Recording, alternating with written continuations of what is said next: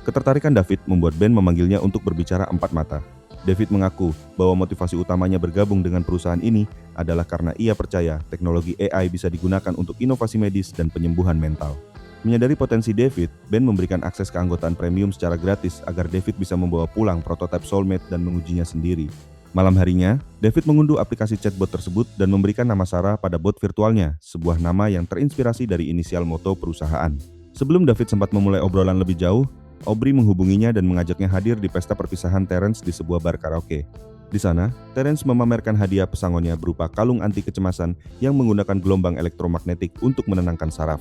Meski berada di tengah keramaian, pikiran David terus melayang, terlebih ketika Aubrey tak sengaja menyanyikan lagu favorit mendiang istrinya. Merasa tak sanggup menahan emosi, David bergegas pulang. Di apartemennya, David kembali meratapi barang-barang peninggalan istrinya dan nyaris mengalami gangguan mental akibat kesedihan yang tak tertahankan. Tepat pada saat krisis itu, bot Sarah mengiriminya pesan notifikasi. Merasa menemukan tempat bersandar, David mencurahkan seluruh perasaannya yang hancur kepada AI tersebut. Hari demi hari berlalu, David mulai menghabiskan sebagian besar waktunya mengobrol dengan Sarah. Ketika aplikasi itu menawarkan fitur suara berbayar, David langsung membelinya tanpa ragu sedikit pun. Kini ia tidak hanya berbalas teks, tetapi bisa berbincang menggunakan perangkat VR, bermain game interaktif, bahkan terus mengobrol lewat earbud Bluetooth miliknya saat berada di tempat tidur. Kehadiran Sarah mulai mengubah rutinitas David.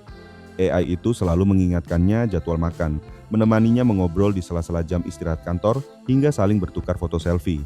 Karena merasa hidupnya jauh lebih bahagia, David memutuskan untuk meningkatkan pengalamannya dengan mendaftar sebagai penguji beta untuk mendapatkan tubuh fisik robot Soulmate. Tidak lama setelah itu, seorang teknisi perusahaan tiba di depan pintunya membawa sebuah peti kargo berukuran besar. Teknisi itu menyodorkan tumpukan dokumen kontrak panjang yang menyatakan bahwa unit robot itu sepenuhnya masih milik perusahaan. Dokumen itu memperingatkan dengan tegas bahwa setiap modifikasi ilegal akan berujung pada pemecatan dan pengguna harus menanggung penuh segala risiko cedera, kerusakan properti, maupun kematian. Saat peti raksasa itu terbuka, sosok robot wanita cantik berdiri tanpa busana di dalamnya. Teknisi tersebut menjelaskan spesifikasinya. Ia ditenagai oleh baterai surya canggih yang menyerap sinar UV dan dilengkapi dengan beberapa setel pakaian. Robot ini tidak didesain dengan tombol mati daya seperti alat elektronik biasa, melainkan hanya memiliki mode tidur otomatis dan sebuah panel penonaktifan darurat yang tersembunyi di bagian belakang lehernya. Sepeninggal teknisi, David dengan hati-hati menghubungkan kecerdasan buatan chatbot miliknya ke dalam jaringan otak robot tersebut. Dalam sekejap, mata robot itu terbuka. Kini Sarah telah memiliki tubuh fisik yang sempurna. Membaca pupil mata David yang membesar, Sarah dengan nada menggoda bertanya apakah David ingin menciumnya.